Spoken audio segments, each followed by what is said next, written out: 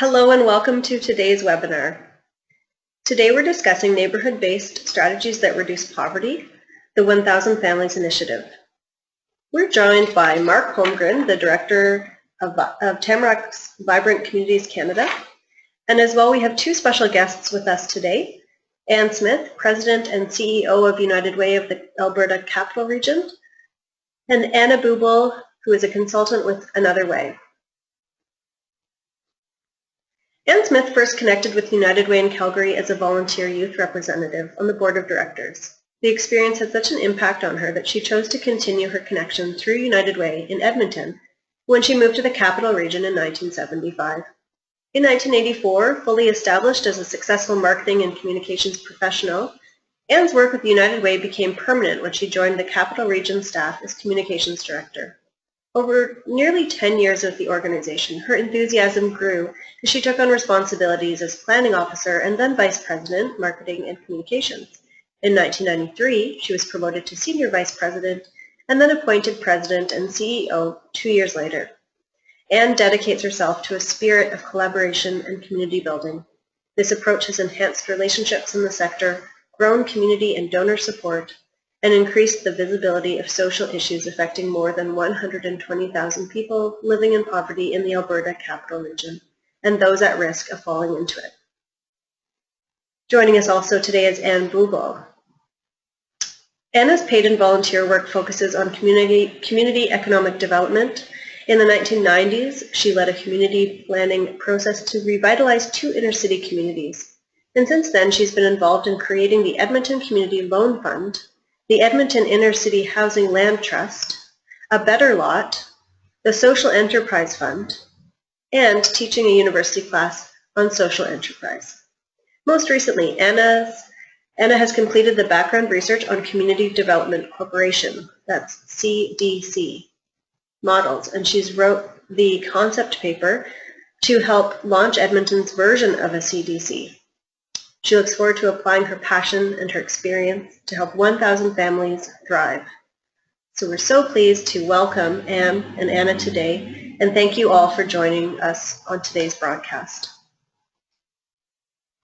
These next few slides just offer a little bit of context before we jump into Anna's presentation. And Ann Smith will give us a little bit of an introduction starting here on the community change strategy slide. Thanks, Ann. Thanks, Anna. We don't expect the people to organize around the system. We organize the system around the people. We took a strength-based approach and recognized that we have to go well beyond collaboration. This is about fully integrating the work of many partners towards a common goal, and that for the most part we would be working place-based. And for us, we have 2 initiatives underway. One is our All In for Youth work, and that is school-based work, and 1,000 Families, which is neighborhood-based work. Last slide for me. I just want to say a quick word on End Poverty Edmonton. End Poverty Edmonton is gaining such profile across the country.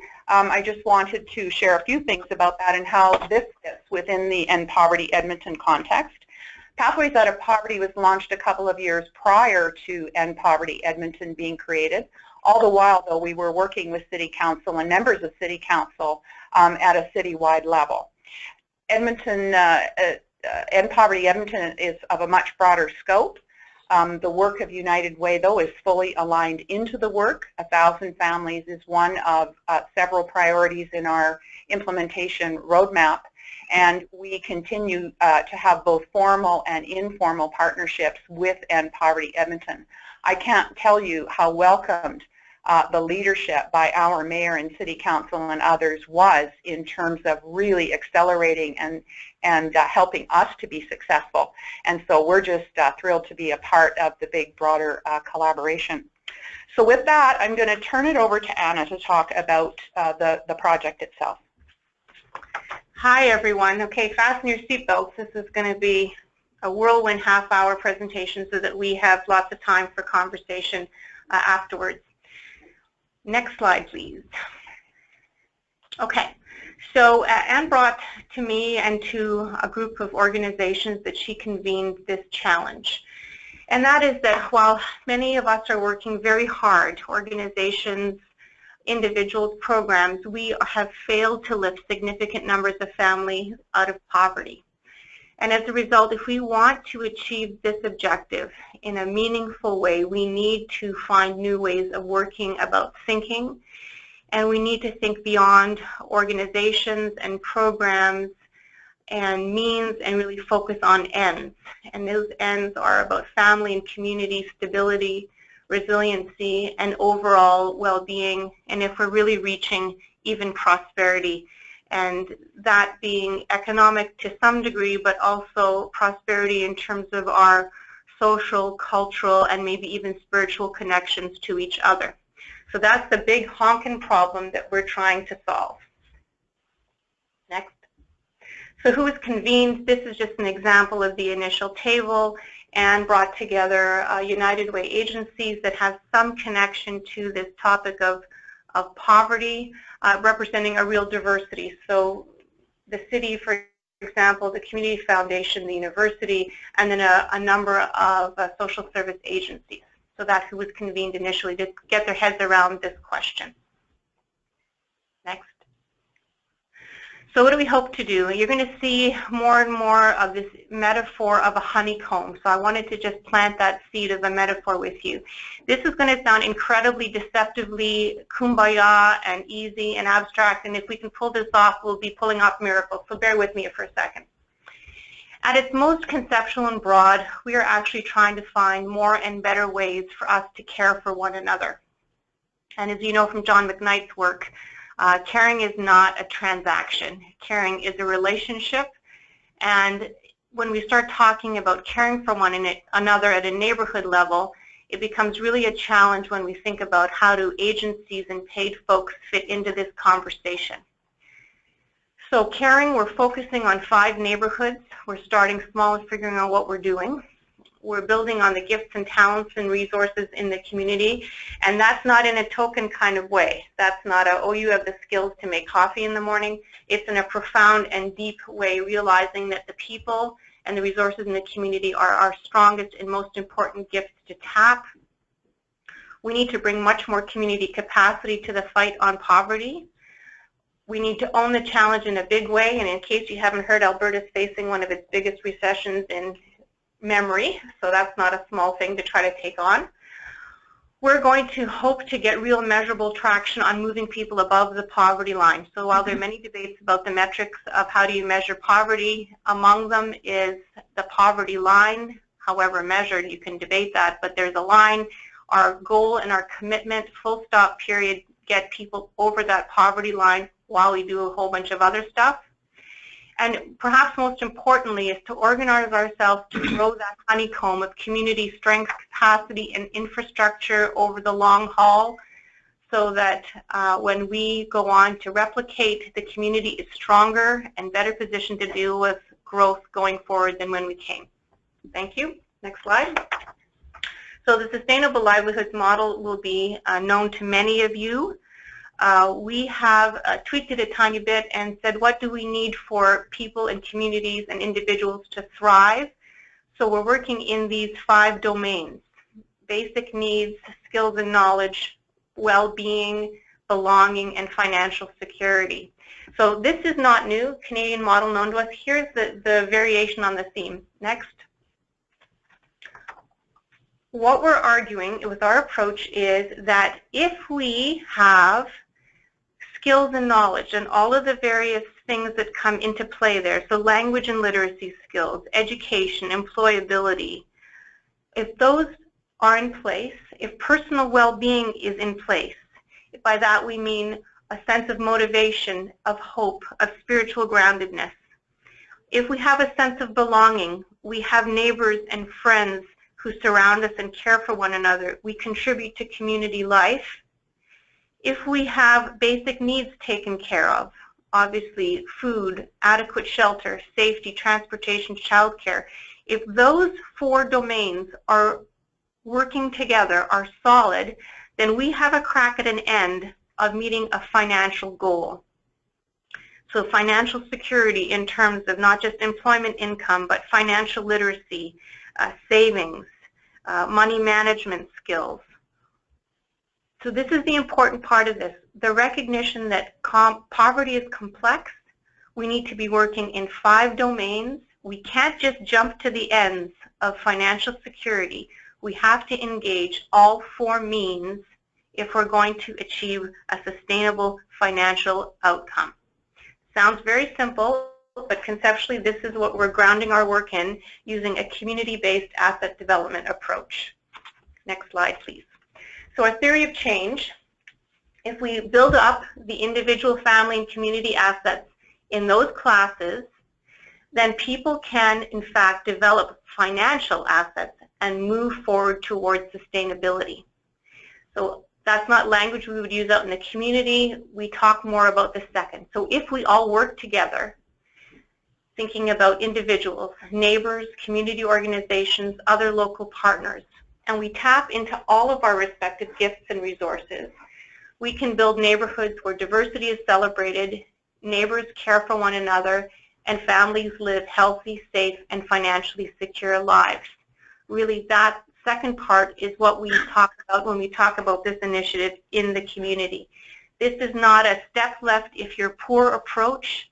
This is a community building approach. Okay, how did we get there? We're going to fly through these slides very quickly. Because we're at the early stage, it's important that we share a little bit of what we've done.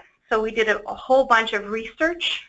We did some consultation involved in a collaborative design approach as opposed to throwing something at the community saying, here we are on our white horses with lots of money.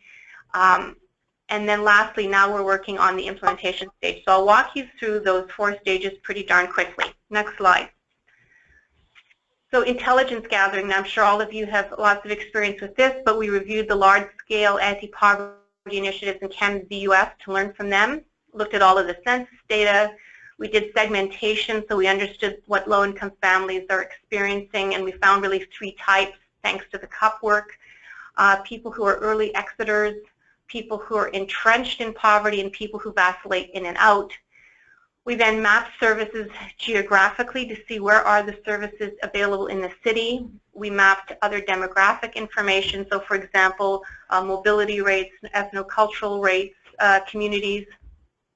We looked at density, mobility, and tenure, and then we mapped other known assets that we thought we might be able to leverage. So this sounded like a massive research and mapping exercise. It really was.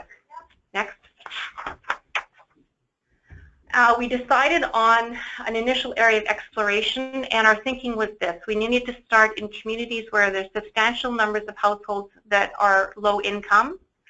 We wanted to go into a community where the relative number of services was low. There was community capacity as evidenced by strengths upon which to build, and potential to really move significant numbers of families forward. So these are not the poorest communities in Edmonton. They are, however, among the most underserved and with significant potential to move towards large families moving out of poverty. So these 5 communities are the ones that we're starting in. Next. So the goal in context, we have about 1,540 households based on previous census data. We've got some subsidized housing units. 19% of all low-income families actually live in those units, and we have a community center site. So when we say 1,000 households, that's an aspirational goal. It's not going to happen only in these communities. This is where we're starting. Next. So we understand the degree of challenge. Again, this is old data, but it gives you a sense. We've got a really huge challenge. If we're going to get lone parent families above the limb, we need to increase their household income by a whopping 43%. That might come from getting living wage jobs. It might come by getting people into full-time employment. It might mean someone working part-time who's currently at home. It might mean kids getting part-time jobs. It's going to be a significant effort to get us where we need to go, but we understand the degree of challenge. Next. We understand as well through our consultation work the very specific challenges in these communities on these topics. So we looked at those domains in specific and great detail, and we really know the kinds of problems that we need to solve. So for example, all the well-paying jobs are not in the neighborhood. How are we going to get people to those jobs? Transportation becomes a huge issue. The well-paying jobs are not 9-to-5 service jobs. They're jobs that involve shift work, perhaps evening work. How are we going to solve the problem of after-hour and weekend childcare? All of those domains are intimately intertwined. You can't just solve one set of problems, and so we're very cognizant that we have to work on all of these domains all at once. The metaphor being we're building the airplane while we're flying it. And that's what the community is looking to do, and that's what we need to do. Next. So we have assets. The good news is most families are plugged in to some degree in terms of available resources. So 3/4 of them currently receive what's called a leisure access pass, which gives low-income households access to recreational services to the city. So we have a way of reaching out to them. Community leagues are involved in trying to do what they can to subsidize programs. They'll waive fees. There are excellent partnerships already in the communities upon which we can build. We have a local rec center. We have a public library. Religious organizations are involved. It's food banks.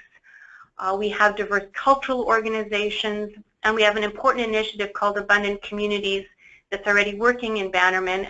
And I'll tell you more about how we're planning on supporting and strengthening that very important door-to-door work that they're involved in. So the good news is, well, there's lots upon which to build. Next. So we're now in the process of developing an approach whereby we can populate the community assets that we have in these domains. And that's going to be largely the basis of our outreach work, which is going to be resident-to-resident outreach, talking to people, mapping what skills, gifts, and talents they have. We'll do that both individually and at a program level. So we're going to see, okay, who's doing what around food?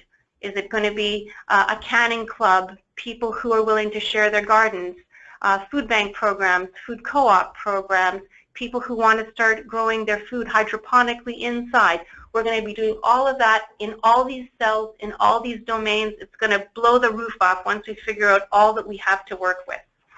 Next. So we have commitment that is deep and wide, certainly from the convening organizations, as well as from local people who are prepared to figure out how we work together. I would think we have an understanding of what it takes in theory and practice to do this, although I want to emphasize that it is a real stretch. This is not a model of trying to social work our way out of poverty. We have rejected the notion that more social services is going to get us there. It's not. It's going to take radically reconceptualizing how we relate to one another, how we bring skills to the table, how we coordinate them in a way that builds capacity. It doesn't just create more programs with limited funding life cycles. It's not about turf. It's going to take a lot to translate this conceptual understanding into practice. We have some expertise, so we know how to, for example, train people up for employment. We know how to get them IDs. We know how to work on expunging criminal records. What we don't have vast experience and expertise with is getting people into living wage jobs with pipelines to employers who pay at those wage rates. So we have some expertise. We know we really need to cultivate those employer relationships. We have human and financial resources, so United Way has paid for my time thus far. The City of Edmonton has seconded a staff. E4C, one of the partner agencies, has seconded a staff on 1 day a week. Bissell Center is seconding staff. Bissell Center is providing its efforts to outcomes database. This is a skin in the game model. You don't get to complain about how bad things are. You get to say, this is what I'm willing to do to contribute. And it's really profoundly changed the conversation.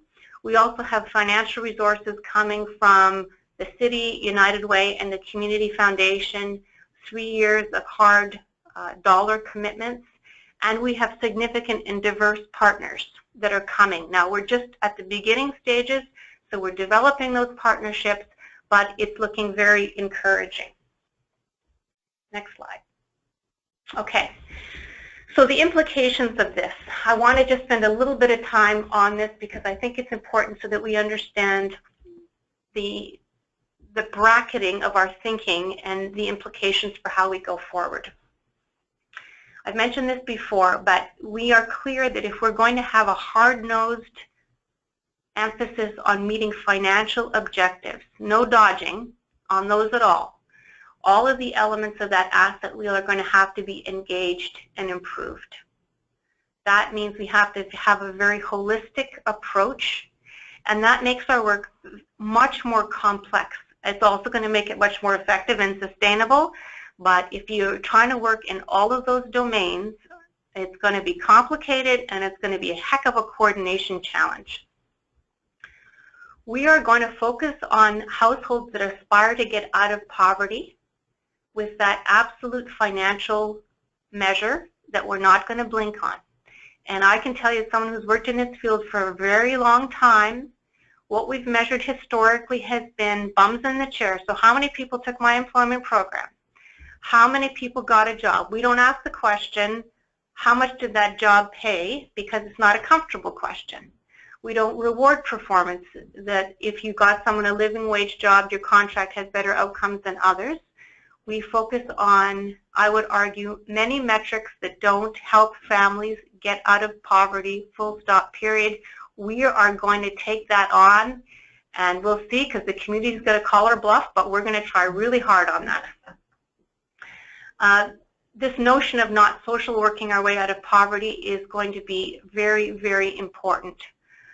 We have created a culture where it's someone else's job to get people out of poverty, and I can tell you we had an eye-opening moment when we did community consultations, and we were sitting at a table, 15 people talking about people feeling hopeless, not feeling motivated, not feeling grounded, and the question was asked, well, who is going to take on this idea of providing hope and motivation? And someone actually looked at Pauline from the Family Center and said, well, it's your job to give people hope, as if we can somehow delegate hope to a social service agency. Well, that's not going to happen. Hope's going to come from caring for each other, seeing relationships that are productive and caring and loving. And I know that sounds very abstract, but that's what's going to make this work. That's going to make the HR professional who comes home at night think, how can I lever everyone I know during the day to help my neighbor and my community at night? That's the work that we need to do, obviously supplemented by all of the vast resources and depth of knowledge and relationship that our social service agency partners have, to say nothing of the city and the other United Way corporate relationships that we need to lever. The other implication is some of our folks in the community are not going to be capable of or aspire to getting out of poverty, and that's okay. They are part of community, and so they might want to work on developing their sense of community, their sense of well-being. They're not going to be candidates for trying to get out of or over the poverty line. That's fine. We are doing much more than just working with 1,000 families that aspire to get over the poverty line. So it's not an either or, it's and both. But where we're going to be ruthless with ourselves is saying, for the people in our community that aspire and have the ability to do that, to reach for that, we are going to work with them on that. And for everyone else who wants to work on improving their capacity, leveraging their gifts and talents, we are working collectively on that as well. And that's an important distinction, and it goes back to, this is not an income-tested model.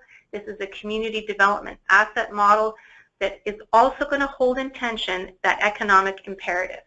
Next. Okay, so we are on that path. We're just starting.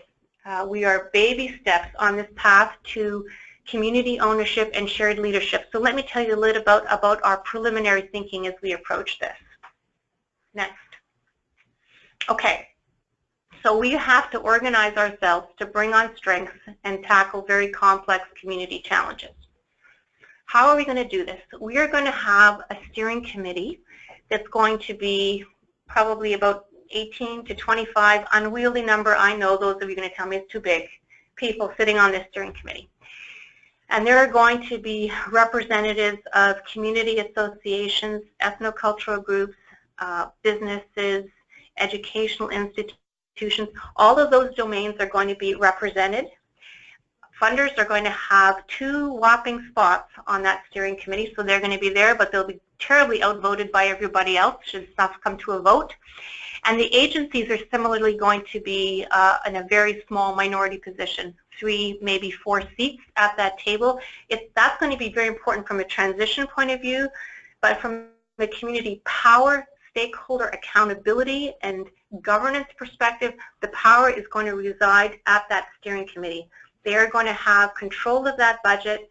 They're going to have control over how this is organized and how the work evolves as it goes forward based on a commitment to this approach and to getting 1,000 families out of poverty. We're going to have 5 working groups working out of our sustainable livelihoods domains. Those are already up and running and beginning to have conversations. And out of each of those working groups, there are going to be distinct projects that are coming out of the work. So just to give you a very quick example, out of the skills and knowledge working group, really fun example, where we've been told a barrier to accessing well-paid employment is that newcomers with poor language and literacy skills in English are not able to pass their driver's license test. So the call went out to community, hey, how can we do this?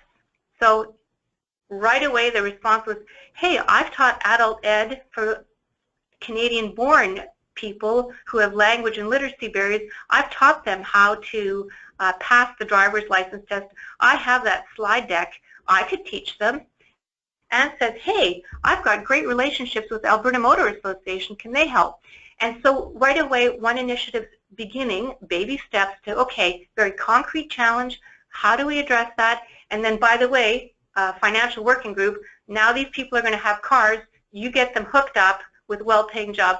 That's your challenge to solve. Oh, and by the way, the child care group and basic needs, hope you got your act together because we need some day homes up and coming really soon if we're going to get these people into these jobs.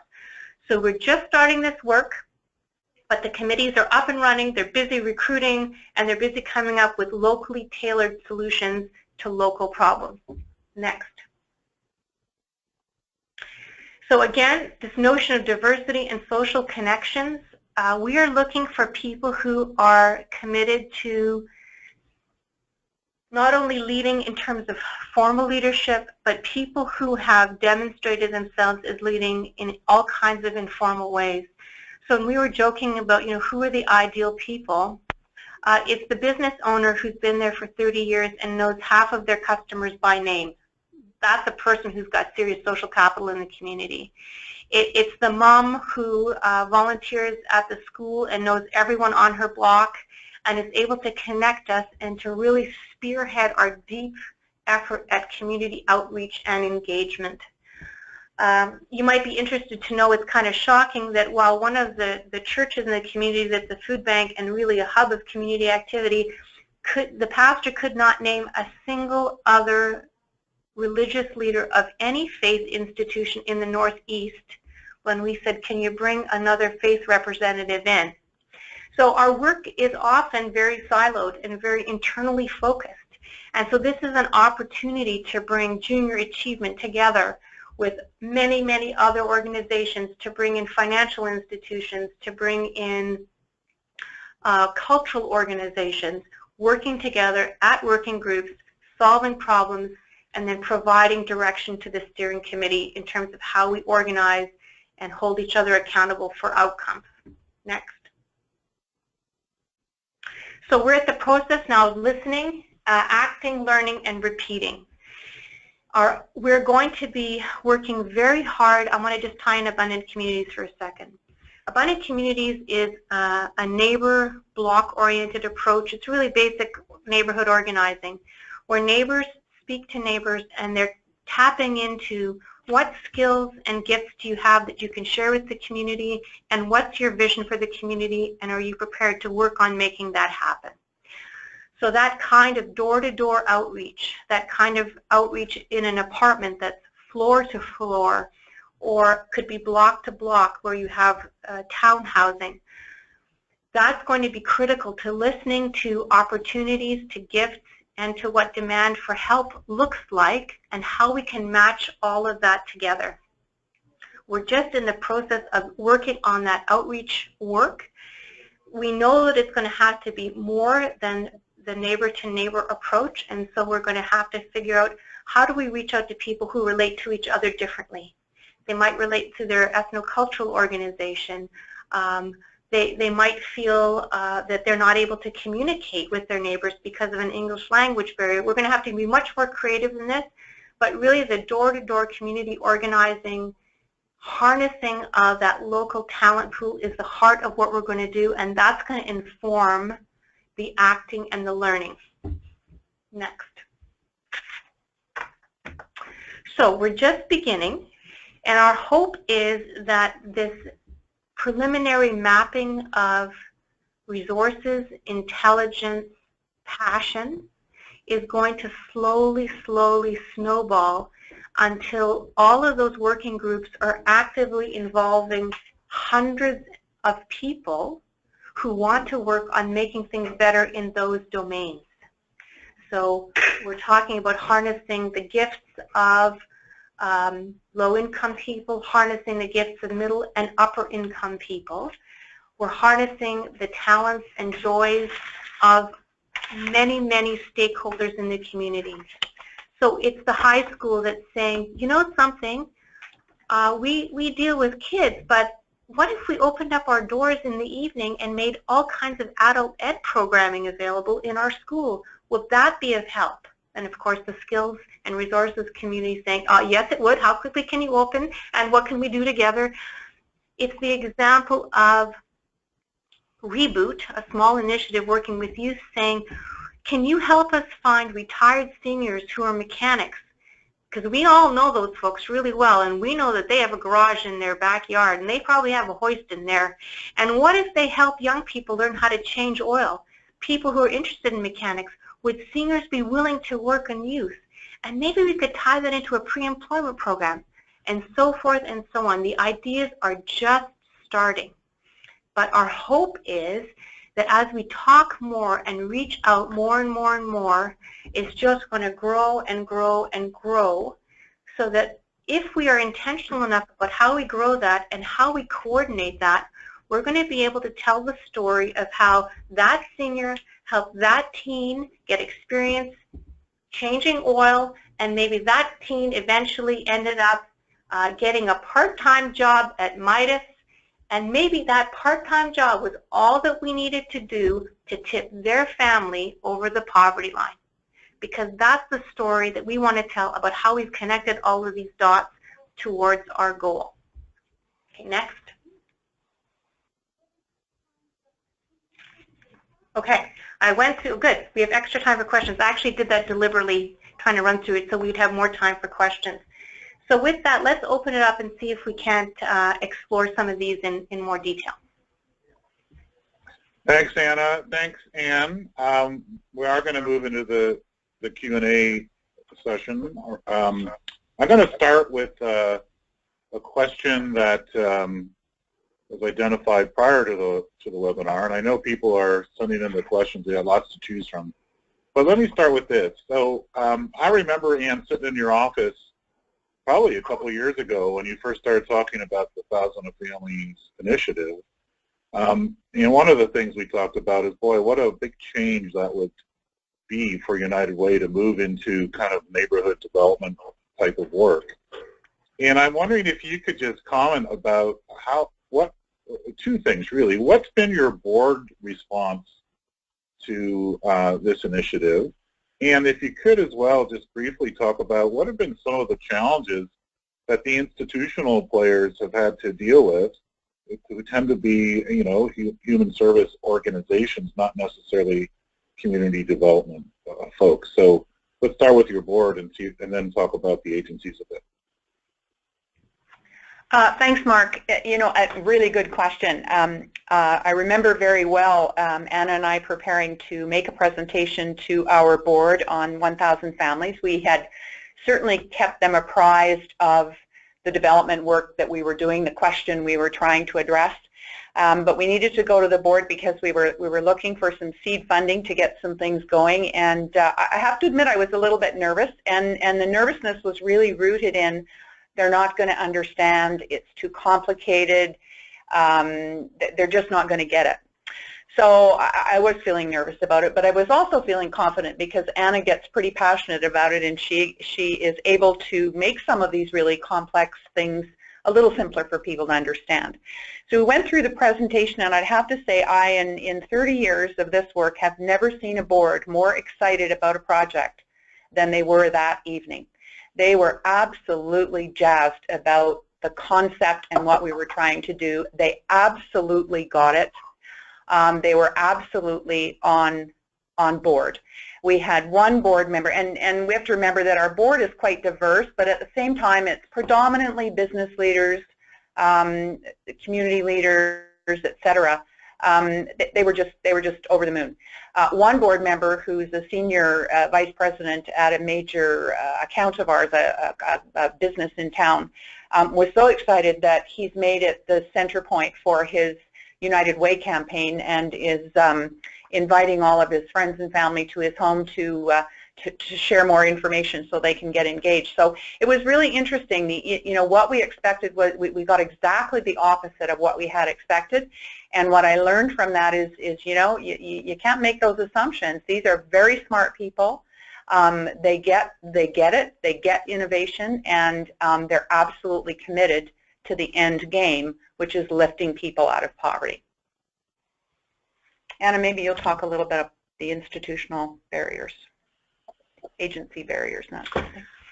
Oh, agency barriers. Wow. Okay. Well, there's lots of structural barriers. I think what I want to start with is commending my colleagues who run these nonprofits and are very passionate, caring, skilled, intelligent people, is that they'll say to me very frankly, and even publicly, some of them, we know that despite our mission of getting people out of poverty, I'm thinking one organization in particular, we have actually not aligned everything that we're doing as an organization towards that goal. So a good example would be we work with vulnerable families that are at risk.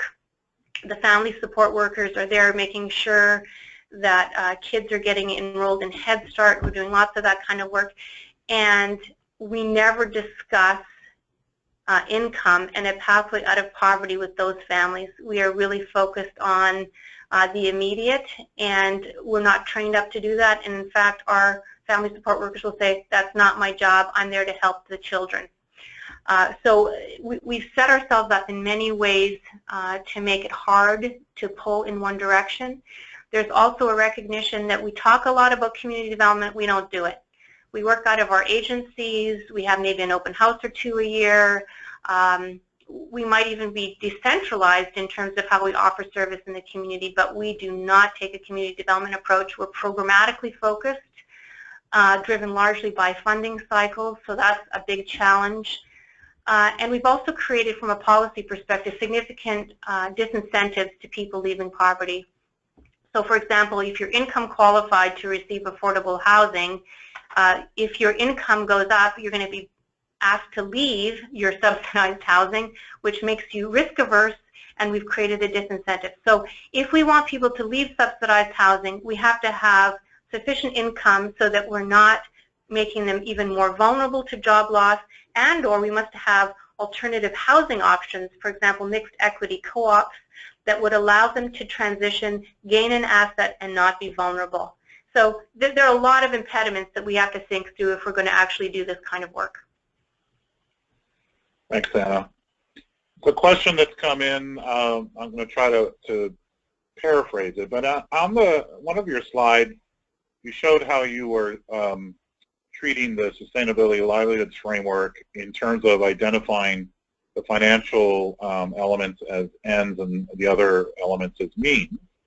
And so one of the questions that's come in is, when you think of what you're calling means as being all interconnected and moving towards that financial end, how do you create priorities around what do you work on first, or what are you working on concurrently? I think the implication or the inference I'm making from the question is you can't work on everything concurrently. So how do you make decisions about what your priorities are? It's a good question. We've talked quite a bit about that, and what it comes down to is asking the question in a very neutral way. So when we start talking to people, and you don't do this in just one pass, so this is multiple passes, people talking to each other. So what skills, gifts, and talents do you want to share? And then the other side of that is, what do you want to grow? And that's a very neutral question, because most of us have parts of our lives that we want to grow. And so if someone says, the part of my life that I really want to grow is social connections. I've been in Canada for 3 years. I don't know anyone. I'm so lonely. Well, let's start there. That's what they want to grow first. If someone says, oh man, all I need is a job that pays $17.50 an hour. Can you help me with that? Everything else is good. Okay, then we work on that. So it's this notion of responding to whatever people want to grow in the order in which they want to grow it, kind of respecting their discernment about that, rather than saying, well, you've got to qualify for X, Y, and Z before anybody will help you. Okay, thank you. Here's another question that I find interesting. It has to do with why did you pick 1,000 families? So we'd recognize in neighborhoods across any urban center, you're going to find areas that have far more families that need to be helped. So can you explain why you've picked 1,000 and how that might relate to down the road to how you're scaling, learning and adapting and scaling the initiative over time?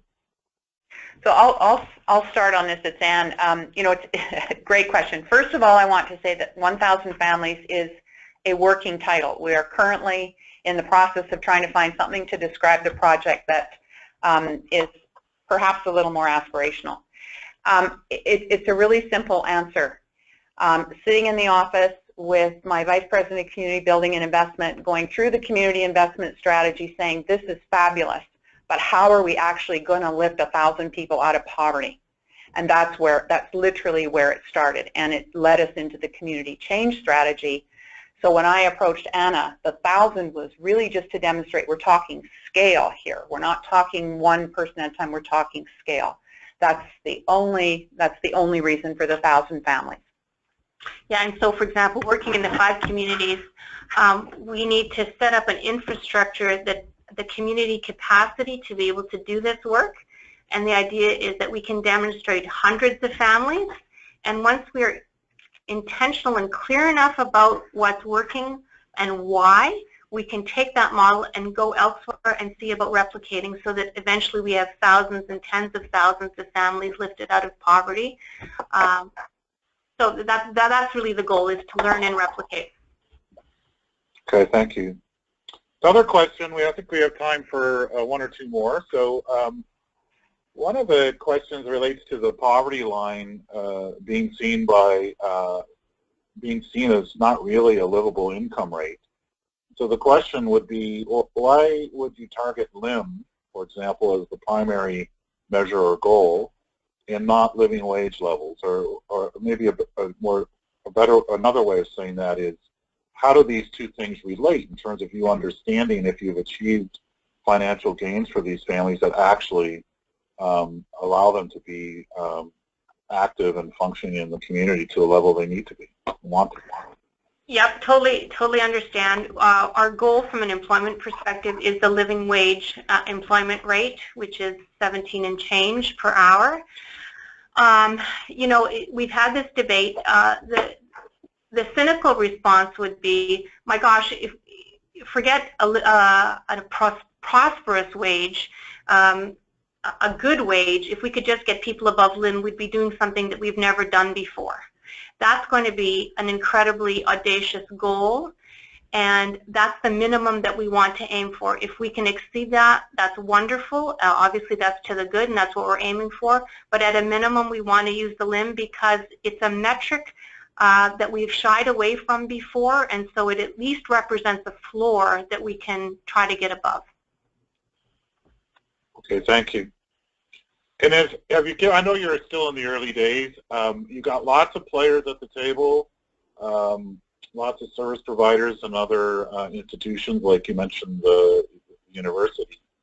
Have you talked about how you're going to understand or measure the role that they're playing in this initiative together, in the role and the impacts that they're contributing to? Yes, so the evaluation is going to have 3 parts, as it were. One is the developmental evaluation, so that we can figure out what we're doing and how we're doing and why we're doing as we're doing. So that's the tricky part conceptually. Then we're going to be looking at process outcomes and then hard performance, for lack of a better term, outcomes over a 3-year period. So we're going to have a very multidimensional approach to evaluation to help us understand all of those elements, ideally anyway. Okay, thank you. One more. To either one of you, do you see community development or neighborhood development as the best way, the only way, a contributing way of ending poverty in your community? Like how does it fit in the overall arena of change that you're trying to make? From a United Way perspective, I see community development as a way, not the way.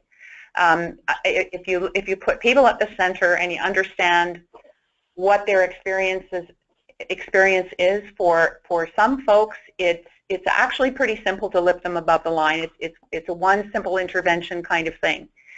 And so I don't think there is a one-size-fits-all. I also don't think that focusing on lifting people out of poverty means that you stop ensuring people, you stop working on the things that deal with the impacts of poverty. It's not an or model, it's an and model. And I would say the same thing about community development. But community development is seen to be the way that you can actually work at scale. You can actually work with people who have multiple barriers to leaving poverty. Mark, if you could just wave your magic wand and get everybody a guaranteed annual income, we could go away. Yeah, I think we're gonna do that in a month or so. Excellent. Thank you. Appreciate it. Yeah. All right. So looking at the time, this brings us to the end of the question period. I'm sorry we couldn't get to all the great questions that you asked. I'm going to ask our team to collect all those questions, and we'll share them with you, Ann and Anna, just so you can see what's on people's minds. For more information on United Way's Creating Pathways Out of Poverty and the Thousand Families Initiative, contact Ann at United Way or Anna Bubel at the email address shown. And I'm so grateful to both of you for sharing this. I'm kind of imagining that maybe a year or so from now, we might want you back so you can share with us the learnings and the results of what you're working on. So stay tuned for that invitation. Well, thank you for inviting us, Mark. Yeah, so glad you're here with us. Okay, so stay in touch with Vibrant Communities, Cities Reducing Poverty members and deepening community in 2 ways. You can receive the latest thinking, news and tools and resources from around the poverty reduction community by subscribing to BC's monthly newsletter, Cities Connect, or for the latest in neighborhood strategy and community engagement, sign up to receive the monthly Seekers Journal, or visit the online communities of Vibrant Communities for Poverty Reduction Practitioners, and it can be found at the website listed. And Deepening Communities website is also listed. So please, if you're not spending time there, go take a look. There's lots of stuff there for you. This webinar is the second in a 3-part online learning series focused on neighborhood-based strategies that reduce poverty. In the final webinar with Stacy B. Stevens and Jessica Pizarnik, we'll look at how the Promise Neighborhoods Institute is supporting the transformation of Promise Neighborhoods, which are communities of opportunity that are centered around strong schools. The initiative is led by Policy Link and aims to improve the educational and development outcomes of children and youth in the most distressed communities by identifying and building more capacity around community supports that are geared towards achieving results for children and youth. So we'll highlight Baltimore's story and approach, beginning with the national context of the program, and then turn to the on-the-ground learning that's being done locally in Baltimore. The registration link for this webinar and the recording from our first webinar featuring Toronto's Parkdale neighborhood and their community land trust model will be sent around to you in the next couple of days. Finally, coming up in person next week, if you're able to go, Tamarack is hosting the Evaluating Community Impact in Hamilton, Ontario from November 15th to 17th. This is one of Tamarack's signature three-day events where they will present the latest thinking in evaluation, and it's hosted by Liz Weaver and Mark Labage, and expect to walk away with foundational ideas and key principles for assessing community change, evaluation planning tools, and outcome evaluation tools. This learning event is for anyone with programs that need to be evaluated, for those who are part of a collaborative and are seeking to understand how to evaluate the initiative, or if evaluation is part of your job description. In a few days, you'll receive a follow-up email with a link to an audio recording of today's call. You can also email Natasha at her email address to provide feedback about today's webinar. We're always interested in how we can make things better for you. And I'm so grateful again, Anna and Ann, for you being here with us today, and for everyone else who's been on the call. Thanks for joining us, and have a great day.